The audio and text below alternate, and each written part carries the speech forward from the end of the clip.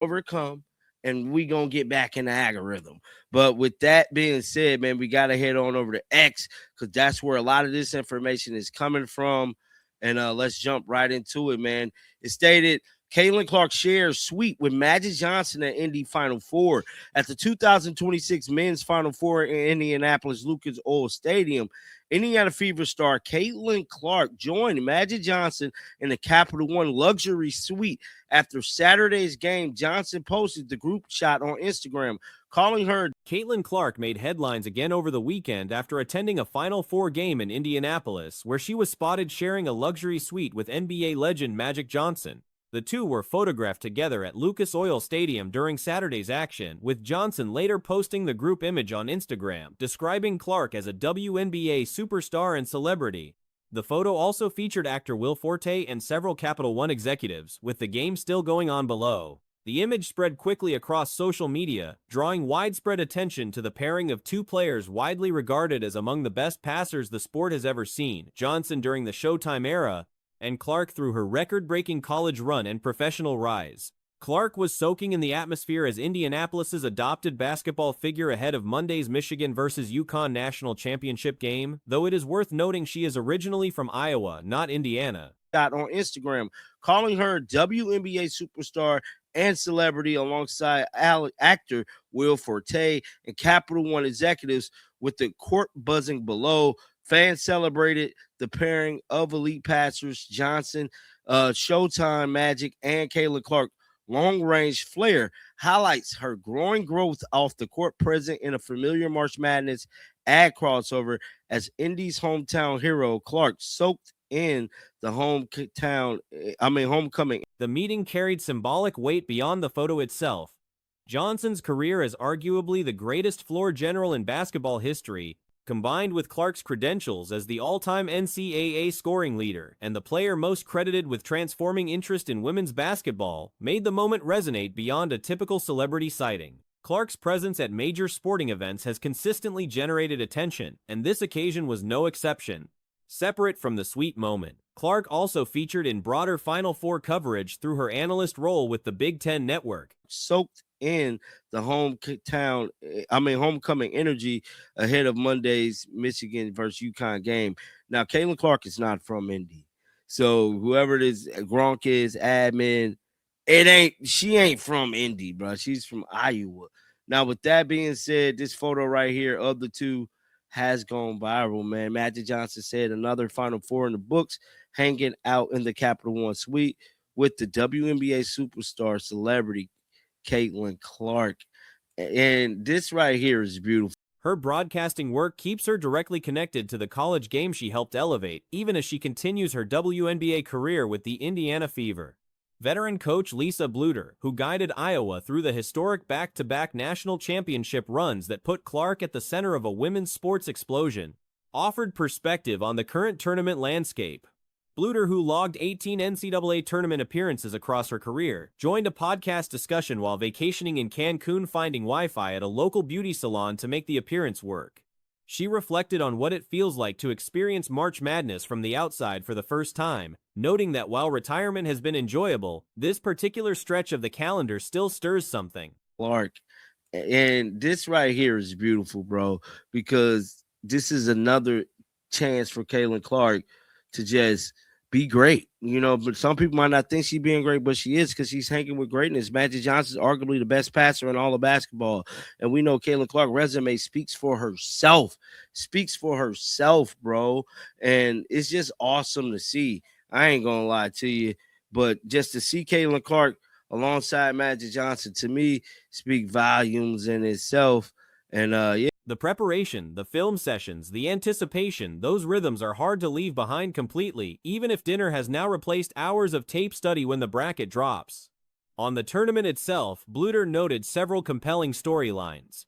UConn and Vanderbilt landing in the same region stood out, given coach Shea Ariema Ralph's deep ties to the UConn program as both a player and former assistant. South Carolina's potential rematch with Oklahoma, the only team to beat them in the SEC, adds another layer of intrigue. Speak volumes in itself. And yeah, man, we ain't gonna waste no time, man. We got to move on to the next story. Let's dive into it right. Of course, the last chapter of that run was the one the entire sports world was watching, guiding Caitlin Clark and the Hawkeyes to back-to-back national championship games during the moment women's basketball and women's sports exploded.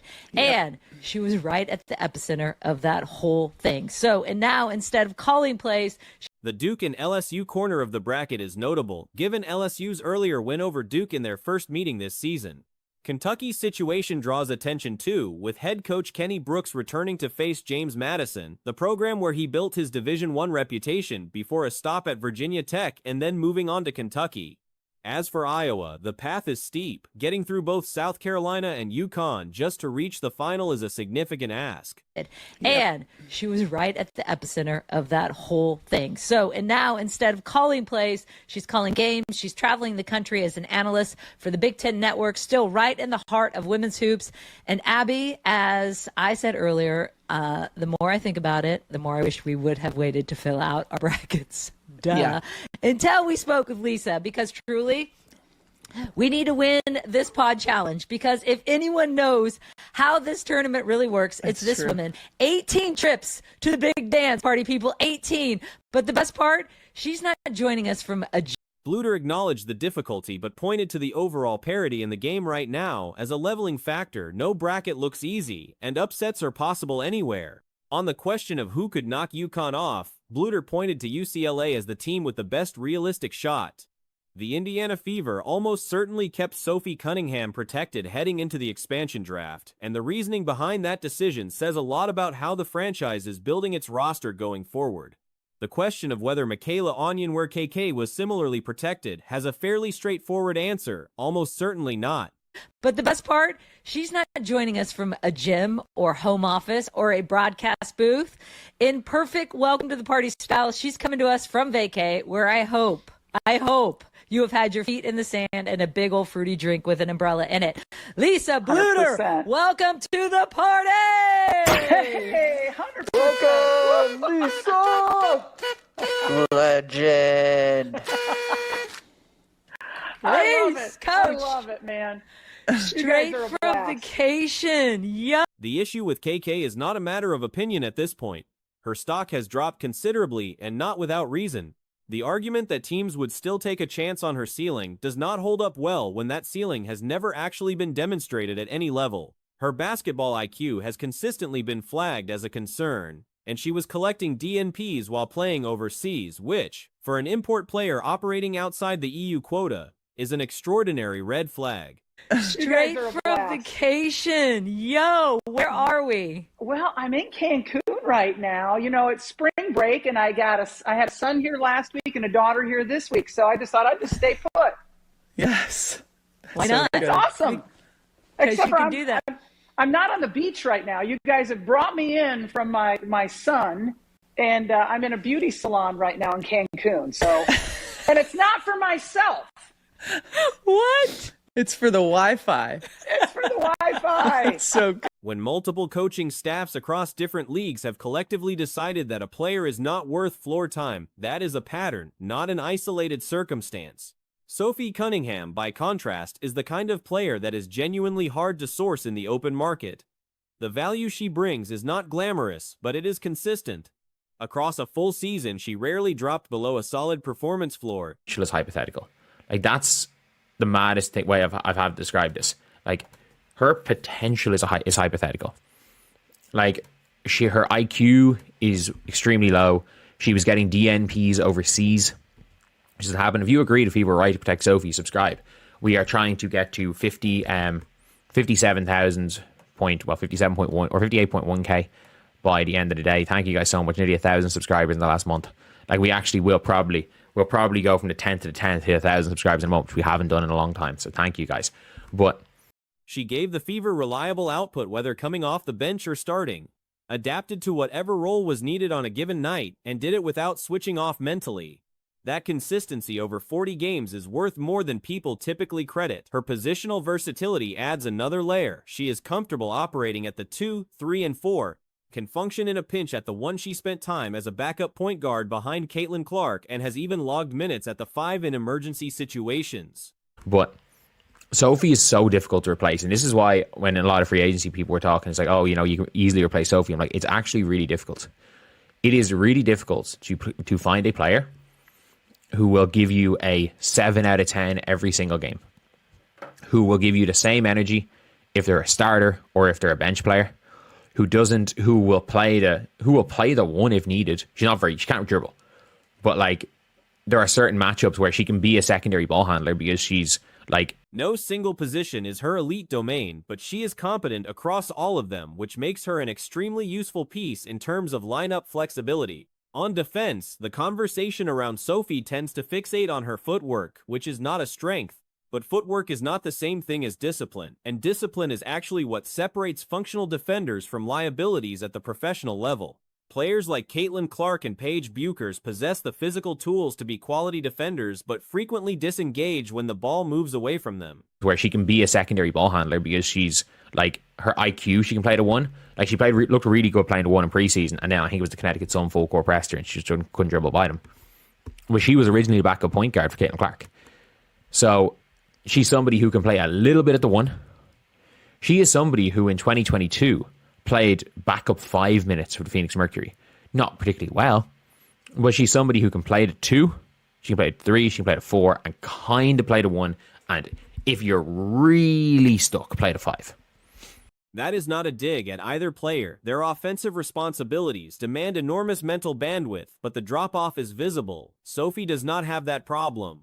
She stays engaged. She does not lose her assignment in pick and roll coverage. She does not abandon a shooter to chase a help rotation. And she showed she could handle a difficult assignment like Paige Buchers without being overwhelmed. A 6 out of 10 on a bad night. Something closer to 7 or 7.5 when things are clicking. Kind to play the 1, and if you're really stuck, play the 5. It is really hard to find a player like that who will be competent at all 5 positions and can guard 4 or 5. Is she the best defender? No. And I think a lot of people are like, they talk about Sophie Cunningham because her footwork isn't great, but she's incredibly disciplined. So, like, if you look at someone like Caitlin's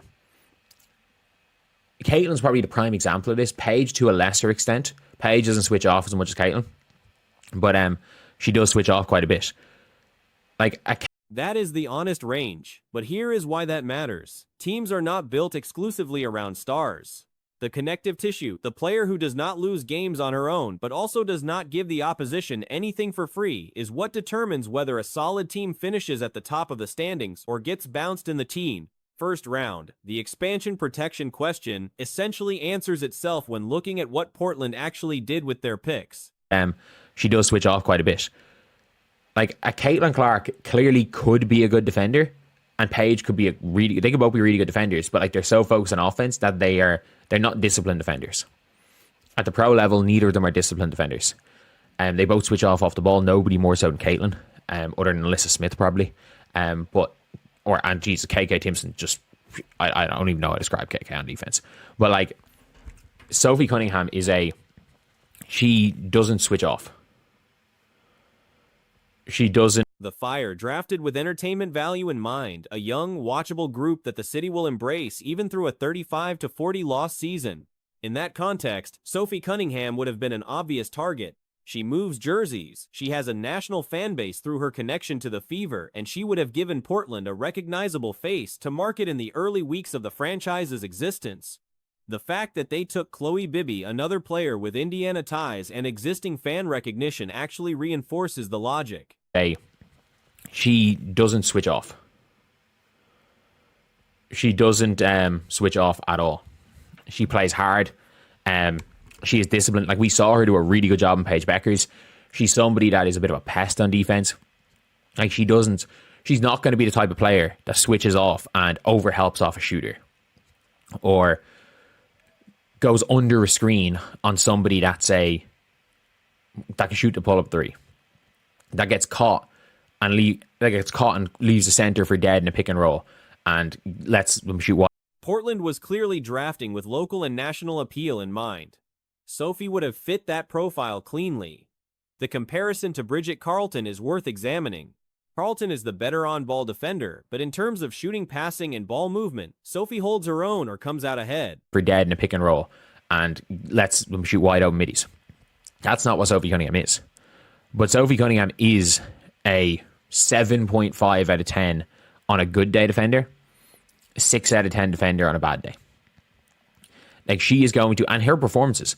Sophie Cunningham, I do not believe Sophie Cunningham gave the Fever less than a 6 out of 10 last year. And it's one of those things with those type of players, not that they're the most important players for a team, like they're the difference between winning and losing a game, because they're not. They're not. They are close enough in overall value that framing Sophie as clearly untouchable by expansion teams does not hold. She would have been taken. As for KK, even accounting for the goodwill built up during her time in Indiana last season where there were flashes of what she could be, the overseas experience was supposed to clarify her development arc. The idea was that playing in Prague would force her to learn off-ball movement, defensive positioning away from the ball, and how to read the game without having the ball in her hands constantly. They're not. They're not going to be the difference between winning or losing one individual game a lot of the time. But what it is over the course of the season, you need safe pairs of hands. And that's what Sophie is. And I think she got protected. The reason why I think she got protected is because I think an expansion team would have taken her. Based on who the expansion teams picked. Like, you cannot tell me that Sophie Cunningham is that much worse than Bridget Carlton. She's a better shooter than Bridget. Same height. I think Sophie... None of that happened. The DNPs happened instead. And while she edged out Bree Turner in terms of impact during the earlier portion of last season, Turner's performance over the final stretch of the year surpassed anything KK produced. That trajectory is difficult to ignore.